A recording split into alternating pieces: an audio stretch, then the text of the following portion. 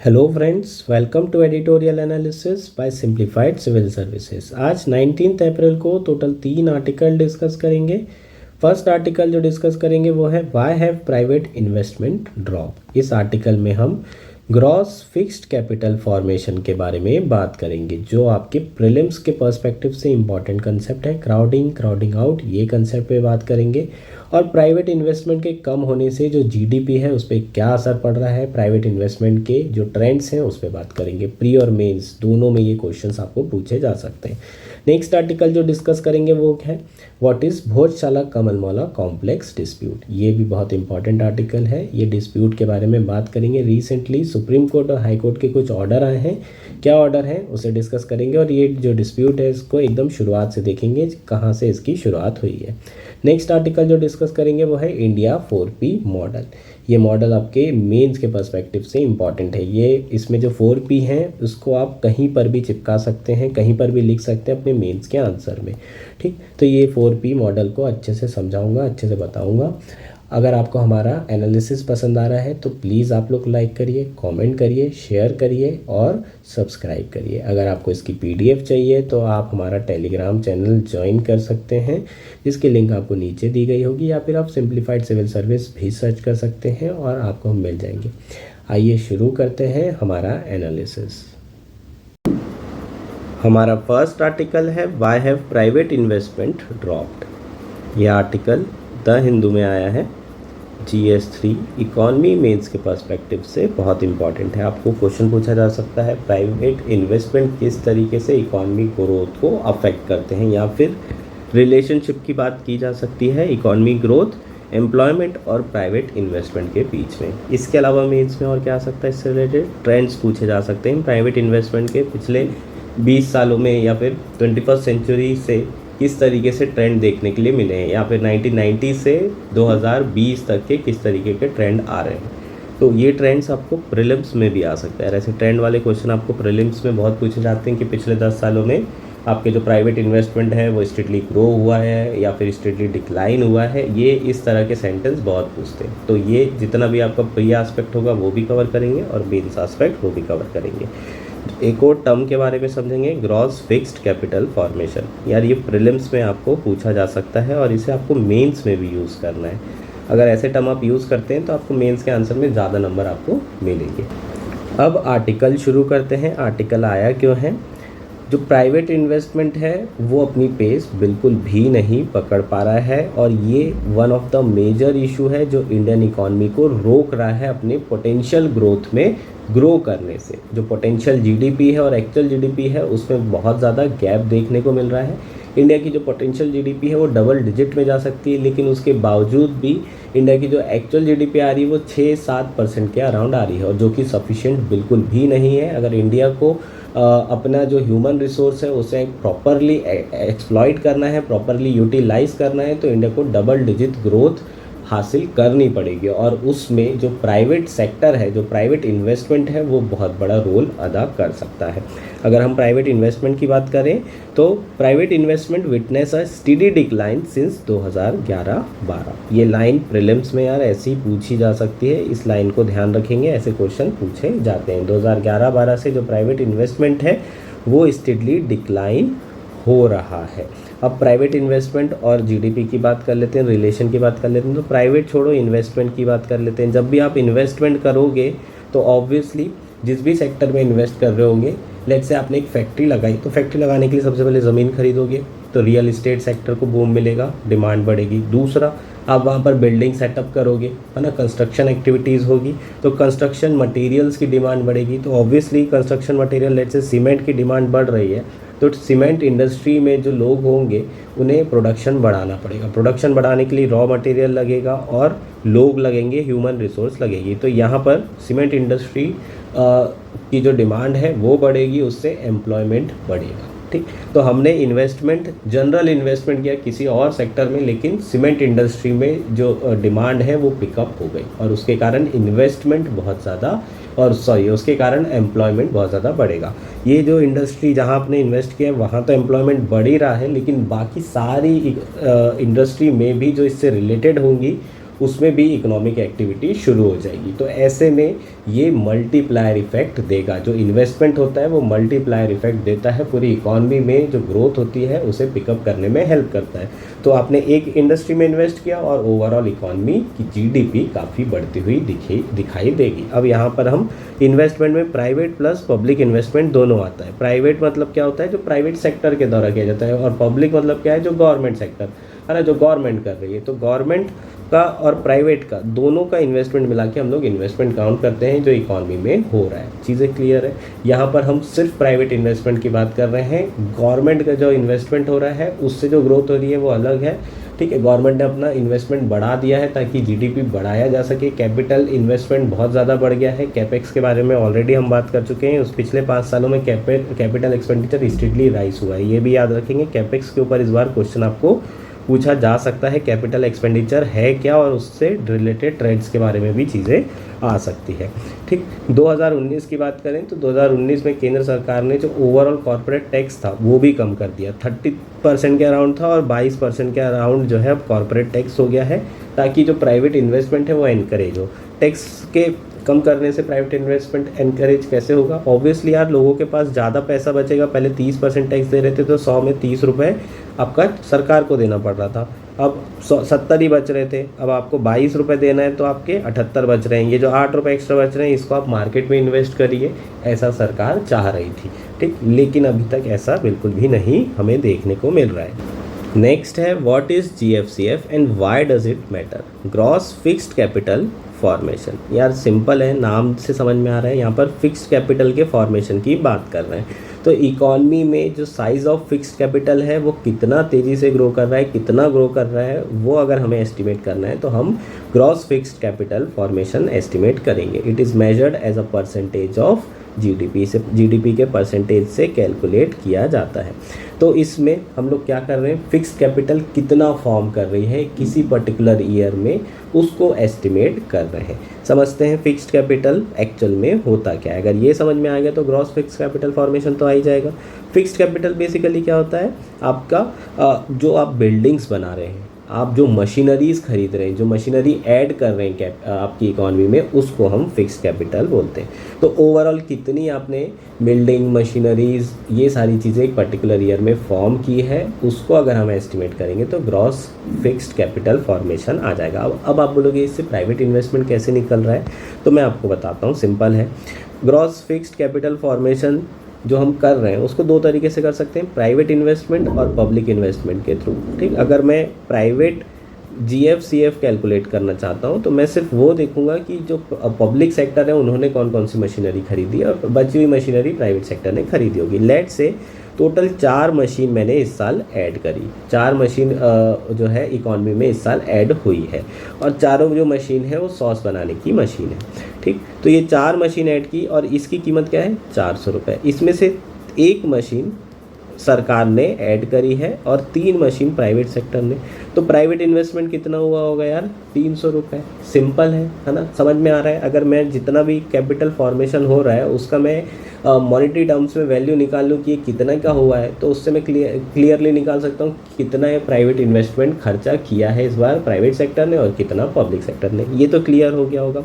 अब ये इंपॉर्टेंट क्यों है ये समझ लेते हैं। अच्छा हाँ, एक और पॉइंट का ध्यान रखेंगे, अगर मेरे को नेट कैपिटल फिक्स्ड फॉर्मेशन निकालना है तो आपको ग्रॉस में से डेप्रिसिएशन, मतलब जो बिल्डिंग है, वियर टियर है, उसे माइनस करना पड़ेगा। मान लो मैंने यहाँ पर 4 सॉस की मशीनरी खरीदी थी और 1 सॉस की मशीनरी कम हो जाती है, तो अगर मेरे को net capital formation fix capital formation निकालना है तो आपका 4 की जगह कितना आ जाएगा, 4 - 1 = 3। ये चीज़ें क्लियर है। डेप्रिसिएशन, वियर एंड टियर को माइनस करना होता है ग्रॉस से हमेशा नेट निकालने के लिए। ये एकदम सिंपल कंसेप्ट है, इसमें कुछ है नहीं।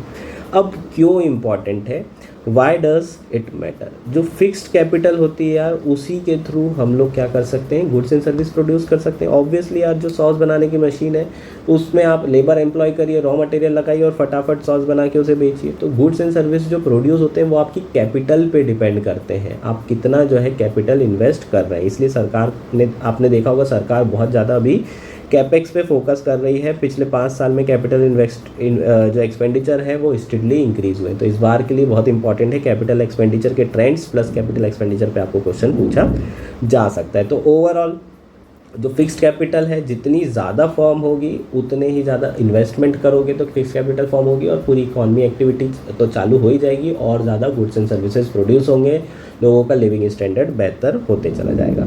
तो फिक्स्ड कैपिटल आपका ओवरऑल इकॉनमी में आउटपुट कितना रहेगा, ये सारी चीज़ें डिटरमाइन करती है। अगर आप पर कैपिटल फिक्स्ड कैपिटल निकालना चाहें तो ऑब्वियसली जो डेवलप कंट्री है वहाँ पर पॉपुलेशन भी कम है और वहाँ फिक्स्ड कैपिटल भी ज़्यादा है, क्योंकि वहाँ पर लोग अच्छा खासा पैसा कमा रहे हैं। ठीक है, इंडिया जैसी डेवलपिंग कंट्री में जो फिक्स्ड कैपिटल पर कैपिटल निकालेंगे तो वो काफ़ी कम आएगा।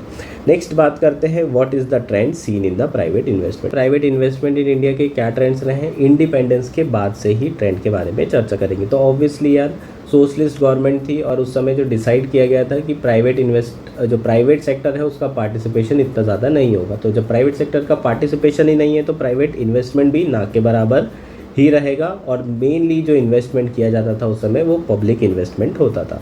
तो 1950 से 1980 के बीच में जो प्राइवेट इन्वेस्टमेंट है वो केवल 3% के अराउंड रहा है और उसके बाद ये इन्वेस्टमेंट बढ़ा था 1980s से। जब इंदिरा गांधी की सरकार दोबारा आई थी इमरजेंसी के बाद में, तब रिफॉर्म शुरू कर दिए थे। FDI से रिलेटेड रिफॉर्म्स की शुरुआत हो गई थी, इन्वेस्टर कॉन्फिडेंस बूस्ट हो रहा था और ये जो इन्वेस्टमेंट है प्राइवेट इन्वेस्टमेंट वो भी बढ़ना शुरू हो गया था। ऑलमोस्ट 7-8%, 9%, 10% के अराउंड रहा है 1980 से 90 के बीच में, लेकिन लिबरलाइजेशन के पहले वाले पीरियड में कभी भी 10% से ऊपर प्राइवेट इन्वेस्टमेंट नहीं पहुंचा है। लेकिन उसके बाद से जब 1991 हुआ, लिबरलाइजेशन हुआ, इन्वेस्टर्स का कॉन्फिडेंस बूस्ट हुआ, जो प्राइवेट सेक्टर है उनका मार्केट में रोल बहुत तेज़ी से बढ़ा, जो प्लानिंग है वो कमांड से इंडिकेटिव प्लानिंग की तरफ हम मूव किए और फिर नॉर्मेटिव प्लानिंग की तरफ मूव किए, तो ये जो ओवरऑल आपका जो प्राइवेट इन्वेस्टमेंट है वो बढ़ता हुआ दिखाई दिया। 2007-8 में 27% के अराउंड आपका प्राइवेट इन्वेस्टमेंट था और 2011-12 में वो पीक कर गया। ठीक, तो 2011-12 में जब हाईएस्ट लेवल पर था अराउंड 33 to 35% आपका प्राइवेट इन्वेस्टमेंट था परसेंटेज ऑफ GDP। फिर उसके बाद से वो नीचे गिरना शुरू हुआ और स्टेडली डिक्लाइन हुआ है, 19.6% तक पहुंच गया 2020-21 में। ये आपके क्या हो जाएंगे, ट्रेंड्स हो जाएंगे। ये आपको ध्यान रखना है, यहाँ पर लिखा भी है, इसको आप लिख भी सकते हैं, ये आपको पूछा भी जा सकता है, मेंस में भी ऐसे क्वेश्चन आ जाते हैं यार। अब क्वेश्चन ये है कि आखिर प्राइवेट इन्वेस्टमेंट कम क्यों हो रहा है, क्योंकि देखो 2008 में रिसेशन आया था, बिल्कुल समझ में आता है, उसके बाद से प्राइवेट इन्वेस्टमेंट कम हुआ है, लेकिन उसके बाद से चीज़ें बहुत ज़्यादा बदल चुकी है, सरकार बदल चुकी है। सरकार बदलने के साथ साथ जो इकॉनमी एक्टिविटी है वो भी इम्प्रूव हो रही है, 7-8% ग्रोथ हो रही है, वर्ल्ड की फास्टेस्ट इकॉनमी है इंडिया। उसके बाद भी जो प्राइवेट इन्वेस्टर है वो क्यों इन्वेस्ट नहीं कर रहे हैं, उसका रीज़न क्या है? तो उसका जो प्राइमरी रीज़न इकोनॉमिस्ट लोग बता रहे हैं वो है लो प्राइवेट कंजम्पशन। जो प्राइवेट कंजम्पशन है वो बहुत ज़्यादा कम हुआ है, स्पेशली जो पेंडेमिक ईयर्स थे वहाँ पर प्राइवेट कंजम्पशन बहुत कम हमें देखने को मिल रहा है। सो प्राइवेट कंजम्पशन अगर कम हो रहा है, प्राइवेट कंजम्पशन एक्सपेंडिचर अगर लो होगा तो ऑब्वियसली जो डिमांड एक्टिविटी है वो पिकअप नहीं होगी और अगर मार्केट में डिमांड नहीं है तो कोई भी गुड्स एंड सर्विसेज सप्लाई करने के लिए इन्वेस्ट क्यों करेगा। लेट्स से आपका मार्केट में तेल की डिमांड ही नहीं है, अब डिमांड नहीं है तेल लगाने की तो कोई भी कंपनी तेल का कारखाना क्यों खोलेगी, ये तो सिंपल बात है। वो इन्वेस्टमेंट क्यों करेगी, बिल्कुल नहीं करेगी। तो जो इकोनॉमिस्ट स्कूल है एक, उसका ये मानना है कि जो लो प्राइवेट कंजम्पशन एक्सपेंडिचर है ये एक बहुत बड़ा कारण है। कंजम्पशन कम हो रहा है और इसी के कारण आप देखेंगे जो इकोनॉमिक एक्टिविटी है वो पिकअप नहीं हो रही है, डिमांड पिकअप नहीं हो रही है और डिमांड अगर नहीं बढ़ेगी तो प्राइवेट इन्वेस्टर बिल्कुल भी रिस्क नहीं लेंगे, बिल्कुल भी प्रोडक्शन नहीं करेंगे, बिल्कुल भी इन्वेस्टमेंट नहीं करेंगे और इसी कारण से जो बिजनेस कॉन्फिडेंस है वो उसमें एक डेंट लगा है, क्योंकि ओवरऑल जो डिमांड है वो राइज नहीं हो पा रही है। स्पेशली अगर हम रूरल एरिया की बात करें वहाँ एक अलग लेवल का डिस्ट्रेस चल रहा है और वहाँ पर ओवरऑल जो इंडस्ट्रियल गुड्स हैं उसकी डिमांड बिल्कुल भी नहीं पकड़ पा रही है। तो और इतनी बड़ी पॉपुलेशन अगर आपकी रूरल एरिया में रहती है तो ओवरऑल डिमांड जो है ज़्यादा नहीं हो पा रही है, जिसके कारण जो बिजनेस कॉन्फिडेंस है वो लो हो रहा है और प्राइवेट इन्वेस्टमेंट एक्टिविटी पिकअप नहीं हो पा रही है, इसलिए जो प्राइवेट इन्वेस्टमेंट है वो स्टार्ट नहीं हो रहा है। चीज़ें क्लियर है। हालांकि अगर हम बात करें तो प्राइवेट कंजम्पशन का बढ़ना ज़रूरी नहीं है कि प्राइवेट इन्वेस्टमेंट का राइज हो। इनफैक्ट अगर हम ट्रेंड्स की बात करें तो प्राइवेट कंजम्पशन हमेशा से इंडिया में इन्वर्सली प्रोपोर्शनल रहा है प्राइवेट इन्वेस्टमेंट के। इसका मतलब क्या है, अगर प्राइवेट कंजम्पशन ज़्यादा हो रहा है तो प्राइवेट इन्वेस्टमेंट कम होगा, और अगर प्राइवेट कंजम्पशन कम हो रहा है तो प्राइवेट इन्वेस्टमेंट बढ़ेगा। इसके प्रूफ की अगर हम बात करें तो यहाँ पर देखते हैं कुछ डेटा दिया है। 1950-51 में प्राइवेट कंजम्पशन 90% ऑफ जीडीपी हुआ करता था, और 2011-12 में ये जो है 54.7% है। तो ओवरऑल अगर हम बात करें तो एक्सपेंडिचर या फिर आप इनकम की बात करो तो इनकम को आप दो तरीके से खर्चा कर सकते हो, एक आप सेविंग कर सकते हो और दूसरा आप कंज्यूम कर सकते हो। जो आप सेव करोगे उसको आप इन्वेस्टमेंट में चैनलाइज करोगे। अगर आप कंजम्पशन बढ़ा रहे हो, है ना, यहाँ पर मैं I=S मान रहा हूँ, इन्वेस्टमेंट इक्वल्स टू सेविंग, जितना सेविंग होगी उतना इन्वेस्टमेंट होगा।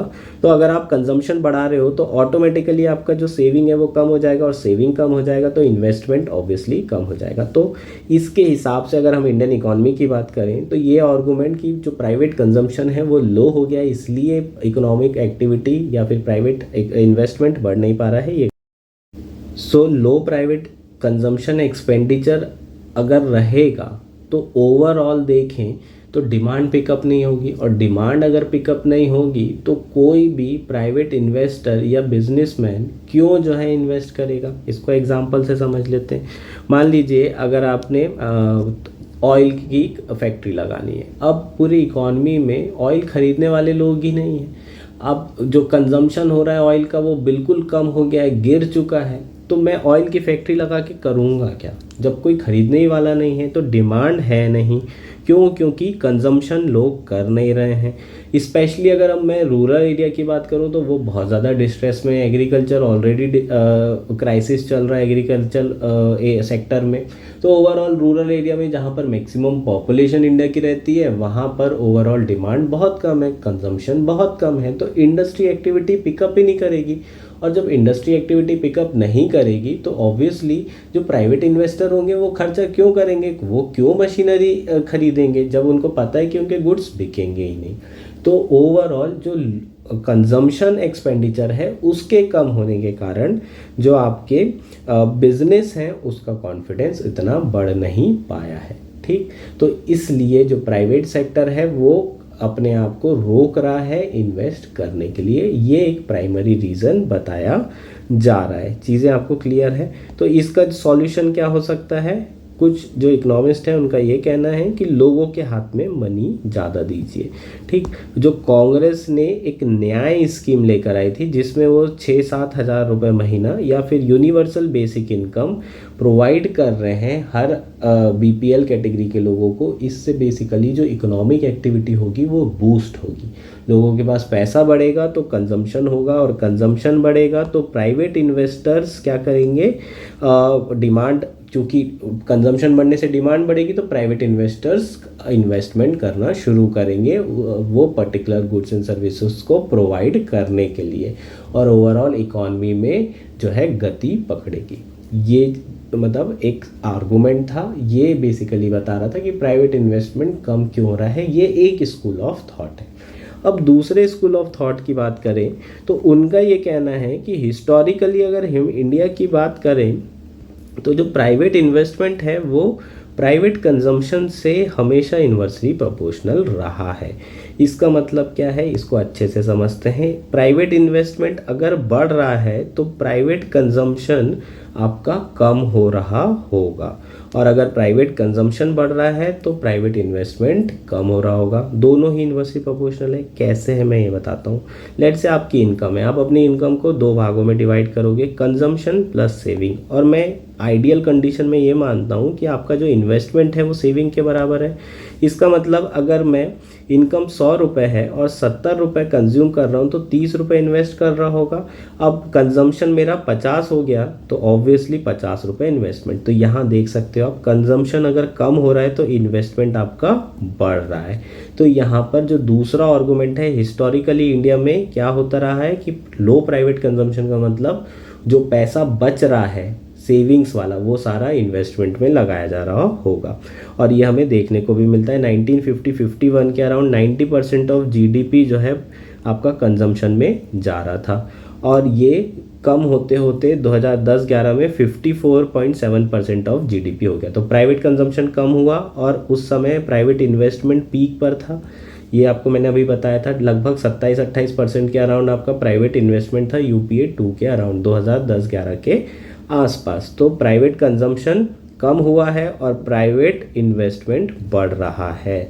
तो ये चीज़ें क्लियर है आपको। हमारी इकॉनमी में हमेशा कुछ ना कुछ उल्टा ही होता रहा है, ठीक। तो जो पहले स्कूल ऑफ थॉट था उनका कहना था कि प्राइवेट कंजम्पशन कम होने के कारण एक्टिविटी पिकअप नहीं हो रही। दूसरे स्कूल ऑफ थॉट का कहना है कि हिस्टोरिकली इंडिया में ये हुआ है, प्राइवेट कंजम्पशन अगर कम हुआ है तो इकोनॉमिक एक्टिविटी जो इन्वेस्टमेंट है वो बढ़ा है।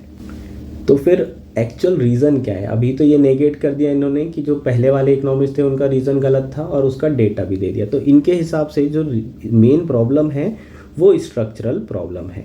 आप यूपीए की बात करेंगे या फिर एनडीए की बात करेंगे, बहुत ज़्यादा पॉलिसी अनसर्टेनिटी देखने को मिलती है। जो इन्वेस्टर्स होते हैं उन्हें पॉलिसी कंटिन्यूटी चाहिए, आपका जो टैक्स है रिजीम उसमें स्टेबिलिटी चाहिए, उसमें बार बार चेंजेस नहीं आने चाहिए, बार बार नोटिफिकेशन नहीं होना चाहिए, आप बार बार अमेंडमेंट ना करें। जीएसटी लेकर आए तो उसमें भी बड़ा कन्फ्यूजन था।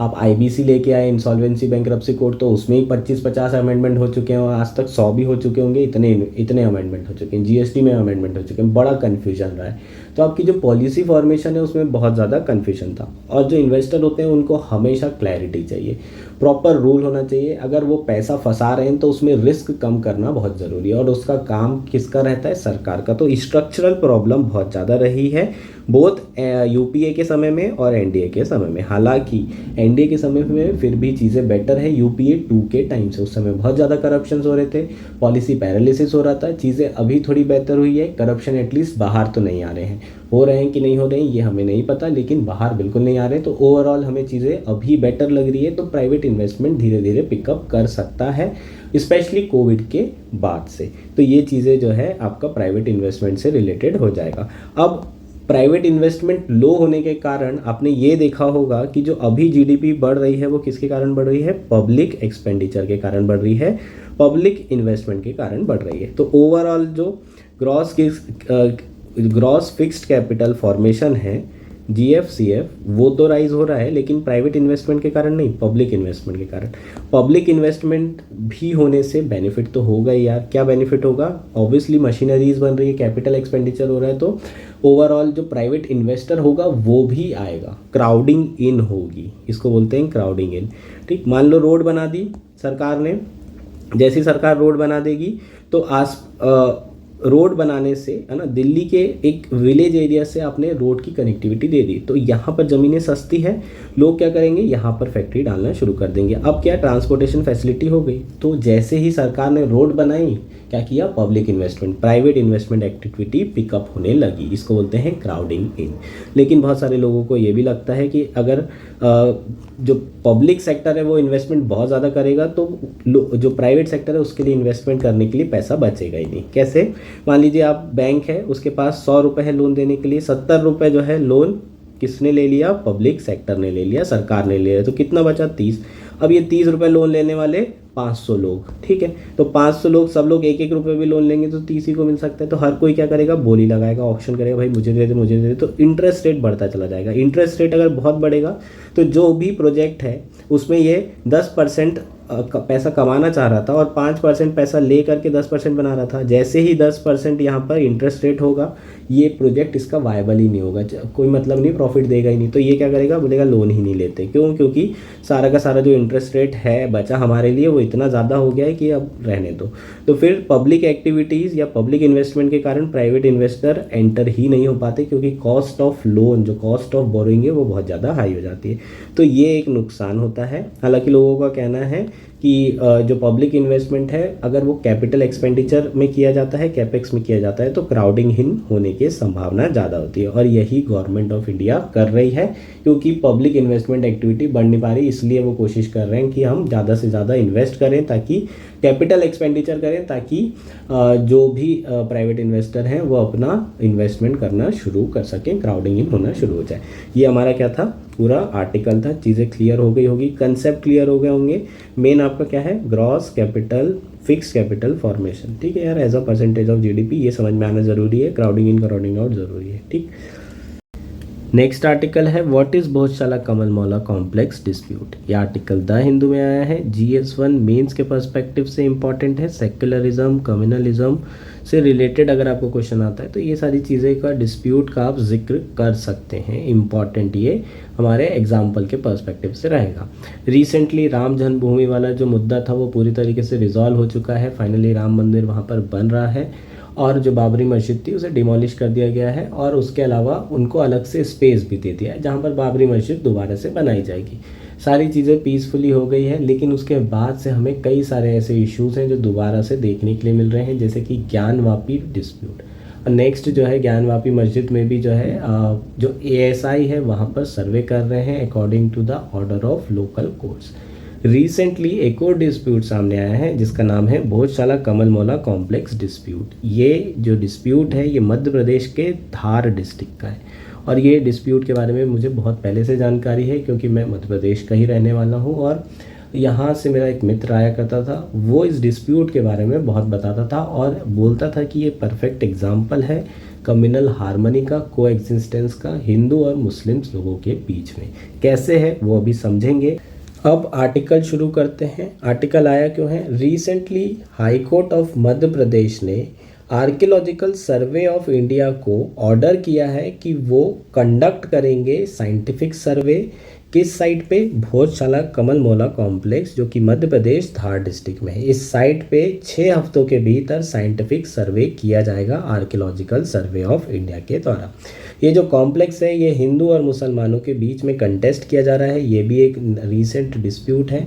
अभी तक यहाँ शांति थी लेकिन रिसेंटली ये डिस्प्यूट दोबारा से उभर कर आया है।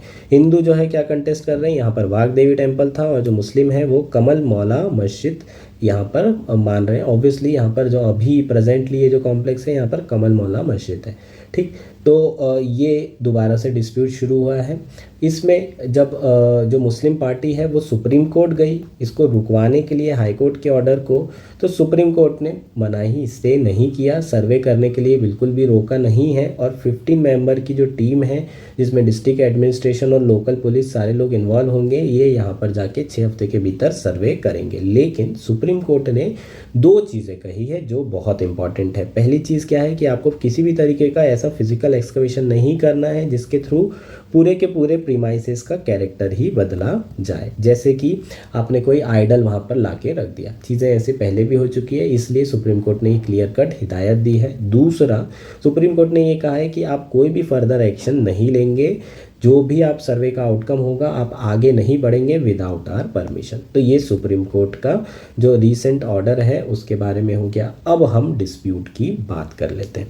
ठीक, तो ये जो पर्टिकुलर एरिया है यहाँ पर पहली बार सर्वे कब हुआ था, 1822 में। किसने किया था, जॉन मेलकॉम के द्वारा सर्वे किया गया था। यहाँ पर उसने बहुत सारे लेजेंड्स के बारे में, राजा भोज के बारे में बातचीत की। राजा भोज ने बहुत सारी चीज़ें बनवाई थी लेकिन भोजशाला के बारे में ऐसा कोई जिक्र जॉन मेलकॉम के द्वारा नहीं किया गया। हालांकि उन्होंने जो मस्जिद है उसमें उसके प्रीमाइसेस में संस्कृत के वर्सेस लिखे हुए थे। उस प्रीमाइसेस में जो फ्लोर है उसमें संस्कृत के वर्सेस लिखे हुए थे। तो इनके द्वारा जो कंक्लूड किया गया था वो क्या कंक्लूड किया गया था कि ये जो मस्जिद है ये पुराने हिंदू टेम्पल से के जो कंस्ट्रक्शन है उससे लेकर के बनाई गई है ना। जो मटेरियल है कंस्ट्रक्शन मटेरियल वो हिंदू टेम्पल का लेकर के बनाया गया होगा। ये कंक्लूड किया गया था किनके द्वारा, जॉन मेलकॉम के द्वारा। ठीक, लेकिन 1902 में एक एजुकेशन ऑफिसर जब गए और उन्होंने सेम चीज़ें जो है क्या की, देखी कि संस्कृत के वर्सेस हैं, तो उन्होंने ये बताया कि यहाँ पर भोजशाला हो सकती है। और उसी के बाद से ये डिस्प्यूट शुरू हुआ है 1902 के बाद से कि यहाँ पर भोजशाला थी। जो हिंदू आउटफिट है उनका क्या कहना है कि यहाँ पर 1034 में वागदेवी टेम्पल हुआ करता था, वागदेवी टेम्पल बनाया गया था। और उसके बाद जो है 1300 ईस्वी में जो अलाउद्दीन खिलजी था उसके रेन में यहाँ पर ये मॉस्क्यू बनाई गई है। जो मॉस्क्यू बनाई गई है वो किसके नाम से बनाई गई है, मौला कमलाउद्दीन चिश्ती, जो कि एक सूफ़ी संत हैं। ये डिसाइपल थे किसके? निज़ामुद्दीन औलिया के। ये 1291 में धार आए थे, 40 साल के आसपास रहे और उसके बाद उनके नाम से यहाँ पर मॉस्क्यू बनाई गई थी। जो मुस्लिम पार्टी है उनका क्या कहना है कि हम लोगों ने किसी भी तरह का डिमोलिशन नहीं किया है। हो सकता है कि जो मटेरियल यूज़ किए गए हों वो पुराने हिंदू टेम्पल के मटेरियल यूज़ किए गए हों, लेकिन यहाँ पर इस पर्टिकुलर साइट में पहले किसी भी तरह का हिंदू टेम्पल नहीं था। और ऑब्वियसली और क्या ही बोलेंगे, तो उनका यही कहना है कि यहाँ पर हिंदू टेम्पल नहीं था। और जो दूसरी पार्टी है हिंदू पार्टी, उनका ये कहना है कि यहाँ पर हिंदू टेम्पल था और ये इशू चला आ रहा है। हालांकि आज़ादी के बाद से जब राम जन्मभूमि हुआ था तब से दोबारा से इसमें बहुत ज़्यादा आग पकड़ ली थी इस इशू में, लेकिन उसके बाद धीरे धीरे यहाँ पर चीज़ें नॉर्मल होती चली गई। फिर बीच में 2003 के पहले 1999 गोधरा जब कांड हुआ था, दोबारा से ये डिस्प्यूट बहुत ज़्यादा बढ़ गया था और फिर 2003 में एग्रीमेंट हुआ, सेटलमेंट हुआ और दोनों में क्या डिसाइड किया गया कि ट्यूसडे के दिन एक हिंदू लोग पूजा करेंगे इस कॉम्प्लेक्स में और फ्राइडे के दिन मुस्लिम्स लोग क्या करेंगे? प्रेयर करेंगे, अपना जो भी उन्हें जाके करना है ना, मॉस्क में फ्राइडे के दिन कर सकते हैं। ठीक, तो अलग अलग दिन बांट दिए थे और ये कम्युनल हार्मनी का बहुत अच्छा एग्जाम्पल था, पीसफुली कोएग्जिस्टेंस का बहुत अच्छा एग्जाम्पल था। लेकिन अभी ये एसआई जो है सर्वे होगा और उसके बाद ये डिस्प्यूट और ज़्यादा बढ़ सकता है। ये हमारा आर्टिकल था, होपफुली सारी चीज़ें आपको क्लियर। नेक्स्ट आर्टिकल है इंडिया 4P मॉडल। यह आर्टिकल इंडियन एक्सप्रेस में आया है और GS3 GS2 मेंस के पर्सपेक्टिव से, ऐसे के पर्सपेक्टिव से इम्पॉर्टेंट है। इसमें यार जो 4P है ना, इसके बारे में बात करेंगे और ये 4P आप मेंस में कहीं पर भी चिपका सकते हो, कंक्लूजन में चिपका सकते हो, अपने बॉडी में चिपका सकते हो। ठीक, आप ऐसे में यूज़ कर सकते हो। ये 4P मॉडल है क्या, इसे देखते हैं। Political leadership, public financing, people partnership and peoples participation. ये जो 4P मॉडल है, इसके थ्रू इंडिया ने बहुत ज़्यादा ऐसे नेशनल प्रोग्राम हैं जिसमें सक्सेस अचीव किए हैं। यहाँ पर स्वच्छ भारत मिशन का एग्जाम्पल दिया गया है। ठीक, तो कोई भी मिशन है उसको अगर सक्सेसफुल करना है तो ये 4P मॉडल जो है इम्प्लीमेंट करना पड़ेगा। इसे आप कंक्लूजन में भी लिख सकते हैं। अगर कोई आपने क्वेश्चन पूछा आपको और इंडिया के जो प्रोग्राम्स हैं वो प्रॉपर नहीं चल रहे हैं, तो आप एंड में लिख सकते हो कि इंडिया को 4P मॉडल परस्यू करना पड़ेगा, जैसे कि उसने स्वच्छ भारत मिशन में किया था, जिसके थ्रू हमारा ये प्रोग्राम सक्सेसफुल हो सकता है और बॉडी में भी यूज़ कर सकते हो। तो सबसे पहले पॉलिटिकल लीडरशिप की बात करते हैं। ठीक, 2014 में नरेंद्र मोदी गवर्नमेंट आई और उन्होंने संकल्प लिया कि भाई ओपन डेफिकेशन को ख़त्म करेंगे। ओपन डेफिकेशन ख़त्म करने के लिए स्वच्छ भारत मिशन जो है शुरू किया गया। अब स्वच्छ भारत मिशन जब शुरू किया गया तो बहुत सारे पब्लिक टॉयलेट्स बनाना, लोगों के घर में टॉयलेट्स बनाना, उसके लिए सब्सिडी देना, 10,000 12,000 रुपये देना, ये सारी चीज़ें सरकार के द्वारा शुरू की गई और करोड़ ऑफ जो टॉयलेट्स हैं वो बिल्ड किए गए 6 से 7 सालों के बीच में। ऐसा जो सरकार क्लेम करती है, ओपन डेफिकेशन पूरे तरीके से ख़त्म हो गया है, तो टॉयलेट्स प्रॉपरली बन चुके हैं। तो पॉलिटिकल लीडरशिप की बात करें तो पॉलिटिकल लीडरशिप अगर चाहे और प्रॉपर इंटेंट रहे उसका, तो कोई भी प्रोग्राम सक्सेसफुल हो सकते हैं। दूसरा क्या है? Public financing. यार पैसा तो लगेगा, बजटरी एलोकेशन बहुत ज़्यादा किया था स्वच्छ भारत मिशन में, प्रॉपर बजटरी एलोकेशन किया, लोगों को मोटिवेट किया, इंसेंटिवाइज किया, तब जाके उन्होंने टॉयलेट्स बनाई। थर्ड क्या है? पार्टनरशिप। इंडिया के जितने भी स्वच्छ भारत मिशन के प्रोग्राम थे उसमें जो पार्टनर्स थे वो कभी वर्ल्ड बैंक हुआ करता था, यूनिसेफ हुआ करता था, जितने भी वर्ल्ड ऑर्गेनाइजेशन है उनके साथ पार्टनरशिप की है। CSO सिविल सोसाइटी ऑर्गेनाइजेशन के द्वारा ये सारी चीज़ें इम्प्लीमेंट की गई है। तो यहाँ पर इम्प्लीमेंटेशन का काम जो है पार्टनरशिप करके किया गया है, सिविल सोसाइटी को इंक्लूड किया गया है इन सारे प्रोग्राम में। और आखिरी है पीपल पार्टिसिपेट। यार स्वच्छ भारत मिशन की अगर हम बात करें तो सबसे इम्पॉर्टेंट चीज़ इसमें क्या थी? बिहेवियर को आल्टर करना। जो एटीट्यूड और बिहेवियर है लोगों का, बाहर ओपन डेफिकेशन करने की आदत है, टॉयलेट होने के बाद भी बाहर जाने की आदत है। क्यों? क्योंकि वो हो चुकी है। एक घर पे जो है टॉयलेट होना सही नहीं मानते लोग। उनका ये मानना है कि वहीं एक ही जगह पे जो किचन है और वहीं आसपास उसी परिसर में टॉयलेट होना सही नहीं है। तो इसलिए बाहर ओपन डेफिकेशन की जो एक्टिविटीज़ है बहुत समय से चल रही है। लेकिन ये बिहेवियर को बदला गया और एक मूवमेंट के थ्रू, ये पीपल के पार्टिसिपेशन के थ्रू ये सारी चीज़ें बिहेवियर आल्टर की गई। तो ये 4P जो है बहुत इंपॉर्टेंट होते हैं किसी भी प्रोग्राम की सक्सेस के लिए, और ये 4P को आपको लिख लेना है और इसे यूज़ करना है अपने मेंस के आंसर में। कहीं पर भी चिपकाओगे बहुत अच्छा लगेगा। ठीक, तो ये हमारा आर्टिकल था, इससे ज़्यादा इसमें कुछ भी इम्पॉर्टेंट नहीं है। सो ये हमारा लास्ट आर्टिकल था। That's it for today. Thank you and enjoy.